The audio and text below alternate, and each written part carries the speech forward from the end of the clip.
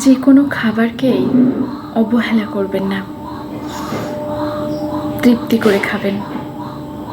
আপনি হয়তো জানেন না, আপনি যে খাবারটা রোজ অবহেলা করছেন, নষ্ট করছেন, সেই খাবারটাই অন্যরা পায় না।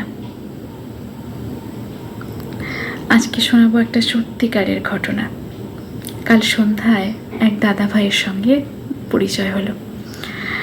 সেই দাদাভাই কথায় কথায় এক কাকিমাকে বলছে, আমাকে তো এত মোটা সোটা দেখছো, আমি কিন্তু কম খাই, আমি 3 বার খাই।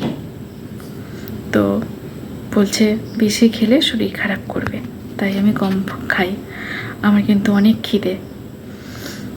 তো ভাবলাম কেন কম খায়, কী কী খান তাহলে সারাদিন?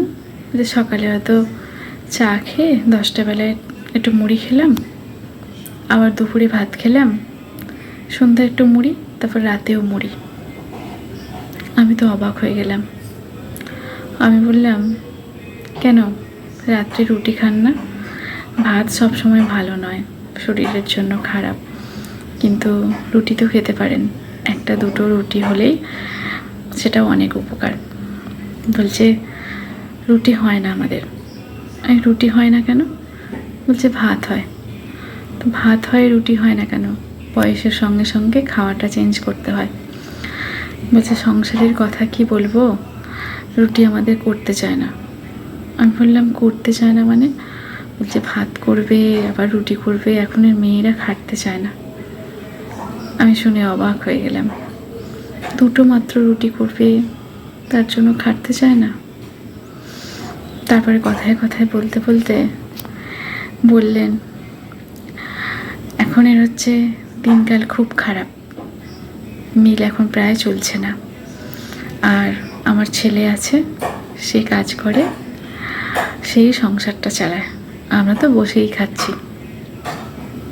তখন ভাবলাম শুধু করার জন্য না, অভাবের জন্য খায়নি। মনটা ভীষণ খারাপ হয়ে গেল। তো আমরা অনেকেই অনেক রকম কষ্টের মধ্যে থাকি, তো অনেকেই কিছু খাবারকে অবহেলা করে, নানান রকম অঙ্গ ভঙ্গিমা করেন খাবার দেখে। তো তাই ভাবছি যে আপনারা যে কোনো খাবার তৃপ্তি করে খাবেন। কখনকার সময় আসে খারাপ কেউ বলতে পারবে না। তো আপনারা যেই খাবার নষ্ট করেন, খেতে চান না, সেই খাবার মানুষের পাতে দিনের পর দিনও পড়ে না।